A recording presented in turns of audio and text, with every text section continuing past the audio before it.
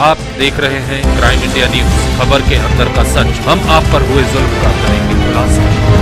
BS crime India news आप तक आपकी आवाज में आपका स्वागत है। नमस्कार, बीएस क्राइम इंडिया न्यूज की ओर से मैं नेहा मिश्रा। शमशेर खान की खास खबर पर एक नजर। प्रहार जनशक्ति पक्ष भंडारा और प्रहार गो से खुद प्रकल्प ग्रस्त समिति की ओर से दिनांक 28 मार्च 2018 को होने वाले भंडारा गोंदिया उपचुनाव को गो से खुद प्रकल्प ग्रस्त संपूर्ण किसान वर्ग, महिला और पुरुष, इन्होंने बहिष्कार किया है। उन्होंने कहा कि हमें दिए गए आश्वासन शासन की ओर से अगर पूरे नहीं हुए तो आने वाले लोकसभा उपचुनाव में 36 गांव के लोग मतदान नहीं करेंगे। नमस्कार, बीएस क्राइम इंडिया न्यूज में आप सभी का स्वागत है। आज आप यहाँ जो भीड़ देख रहे हैं, ये भीड़ सिर्फ इस वजह से जमी है कि गो से खुद प्रकल्प में जो भी भूमिग्रस्त या जो भी किसान लोगों की ज़मीन इस प्रकल्प में गई थी, उस प्रकल्प जब यहाँ पे आया उस वक्त शासन ने इन लोगों को कुछ चीज़ें कमिटमेंट की थी। कमिटमेंट इन द सेंस कुछ चीज़ों का ऑफर दिया गया था जिसकी पूर्ति नहीं हुई है अब तक शासन की तरफ से।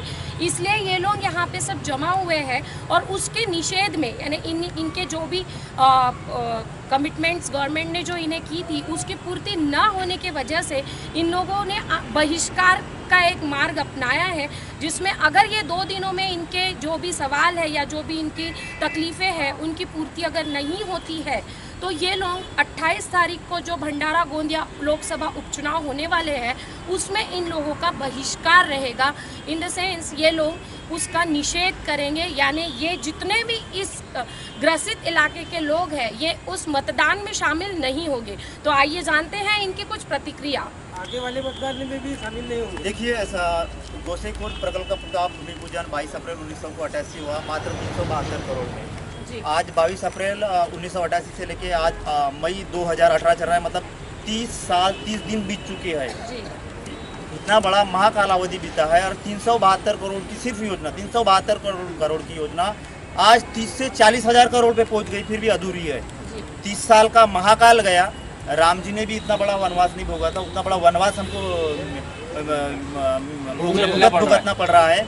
तो इसी उपलक्ष्य में हमारे जो क्षेत्र के जो आमदार खासदार, जो भी हमारे लोक प्रतिनिधि, हमने उनसे बार बार कहा था इस सवाल को लेकर, तो सबने टालम टोल के वादे इरादे किए थे हमारे साथ में। लेकिन पिछले 21 फरवरी को आमदार माननीय बच्चू कडू, प्रहार जनशक्ति पक्ष प्रमुख, इनके नेतृत्व में गोसे खुर्द के राजू टेकड़ी में विशाल जन आंदोलन हुआ था।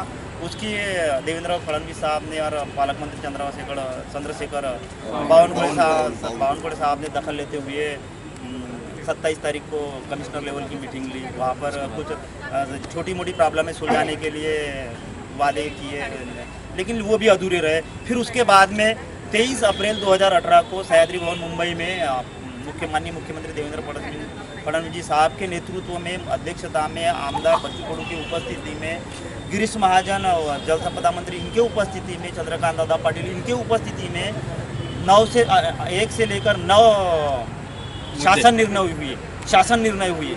लेकिन अभी तक 23 अप्रैल 2018 से आज 21 मई 2018 यानी 1 महीना बीत गया है, फिर भी ऐसे कोई भी जो शासन निर्णय किए थे उस पर अमल नहीं हुआ है। जी, आपको जो भी उन लोगों ने 9 जो भी आप कह रहे हैं कि आपको इस तरह का उन्होंने, हाँ, तो उसमें हमारा सबसे पहला निर्णय हुआ था। मैं कहना चाह रही हूँ कि आपको उसके एवज में कुछ दिया था, यानी जैसे आपके पास कोई डॉक्यूमेंटेशन है, कोई पेपर है, यानी ये सारी चीजें जो हुई थी वो मौखिक हुई थी। हाँ, मौखिक हुई थी, और वही मौखिक इसलिए हुई थी, इतना भरोसा हमें था कि वो जो 15 साल तक विधानसभा में 15 साल तक आमदार बच्चू कडू साहब है, उनके सामने हुई थी।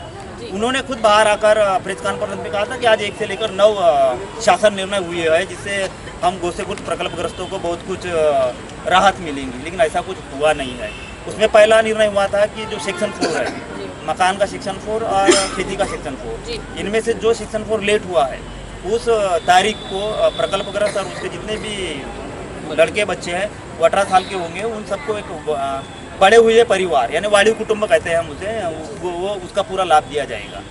उसके साथ में दूसरा निर्णय हुआ था कि जो पुनर्वसन गाँवठान है और जो बची हुई खेती और पुनर्वसन गाँवठान, इनमें का अंतर 8 किलोमीटर के ऊपर है, तो ऐसी जो बची हुई खेती है वो खरीदी जाएगी। तीसरा निर्णय हुआ था कि भाई जो गाँवठान के बाहर के मकान है, जैसे सूर्यवाड़ा में 126 है, ऐसे हर ये नागपुर जिला और भंडारा जिले में कुल मिलाकर 85 गांव है। ऐसे हर गांव में 20 से 25 मकान ऐसे गाँवठान के बाहर है, उनको भी मुआवजा देकर उनका भी पुनर्वास किया जाएगा।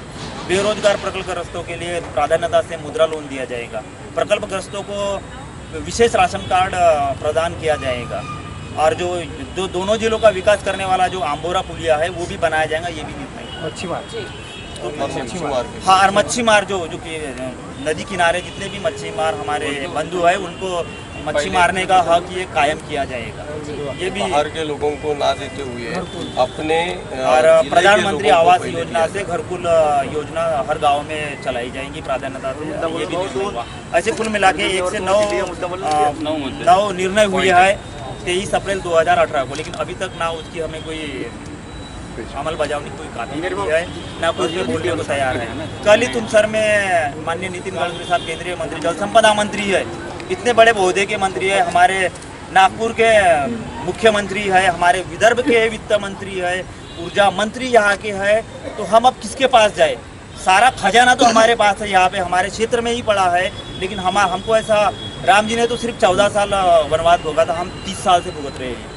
अरे कब तक भुगतेंगे? इसलिए हम 21 तारीख का अल्टीमेटम दिया था कि 21 तारीख तक अगर ये अमल बजावनी 21 मई तक करते हैं तो हम फिर से हमारी चर्चा हुई अभी अधिकारियों से, फिर भी उसमें कुछ निर्णय निकला है। फिर भी हमने उन्हें 2 दिन का और अल्टीमेटम दिया है कि 23 तारीख तक अगर इस पर हल निकलता है, यानी 23 तारीख को जो निर्णय हुए थे वो अगर अमल में आते हैं तभी हम मतदान करेंगे, वरना हम हमारे गाँव में ना कोई भी राजकीय पक्ष की पार्टी की गाड़ी ना आएंगी, ना कोई अधिकारी आएगा हमारे गाँव।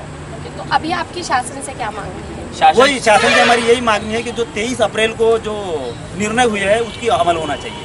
1 से 10 जो निर्णय हुए हैं वो बिल्कुल होने चाहिए, यही मांगनी है हमारी। यदि और दूसरी बात, मैं प्रहार संगठन से जिला भंडारा से एक शासन को अल्टीमेटम या निषेध कर रहा हूँ कि ये 2 दिन में अगर ये गोशे खुर्द के मुद्दे पे जो हमें जो पूर्तत्व या लेटर चाहिए वो नहीं मिला तो पूरे भंडारा जिला में बहिष्कार का डंका बजेगा और बहिष्कार होगा।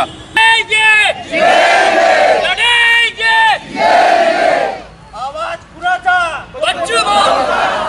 आवाज पूरा जा, बच्चू भाऊ आगे बढ़ो, हम तुम्हारे साथ हैं।